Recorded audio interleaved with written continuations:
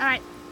Cool. All right, so today we're here with Sam and Hudson, and they've had some disagreements with each other around food time. So what I want to practice them doing is when they're distracted and they're, running around playing outside, to have them start to redirect their attention back to their guardian. So we're going to start training them to do this by allowing them, let them play, let them do this type of stuff.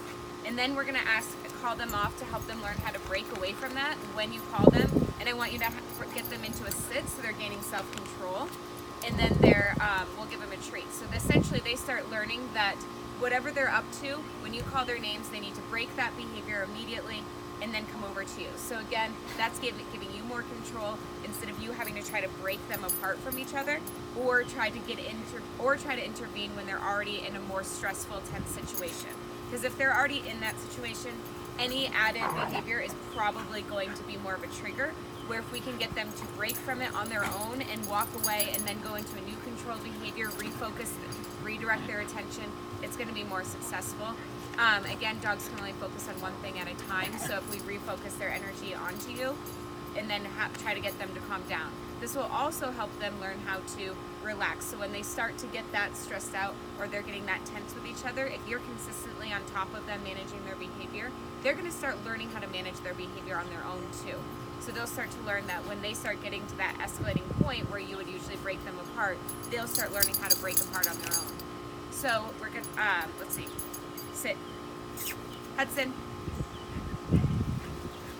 Sit. Sit. Okay. Then go ahead and track the dogs. So if they run over and play, I want them to just kind of do their own thing. So I'm going to ignore them. And I'll call them back in a little bit.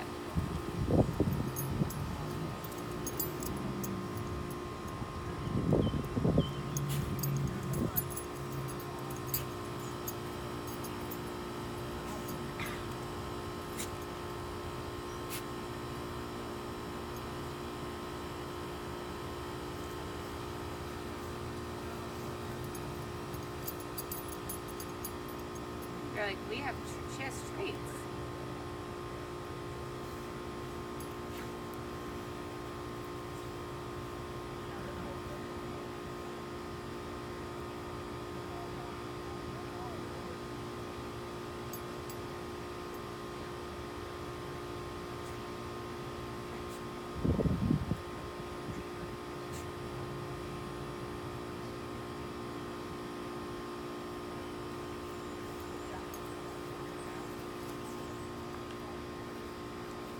Oh, she's getting the treats.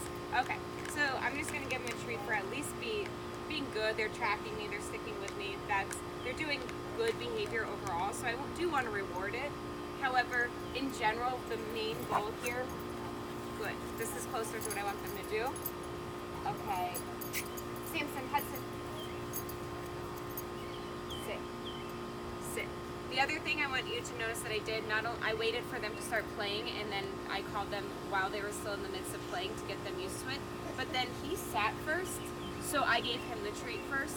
And I just want to encourage you that when you call them over and one of them sits first, always give the dog who gets to you first and sits the treat first, because you're rewarding the first one to break and get to you faster.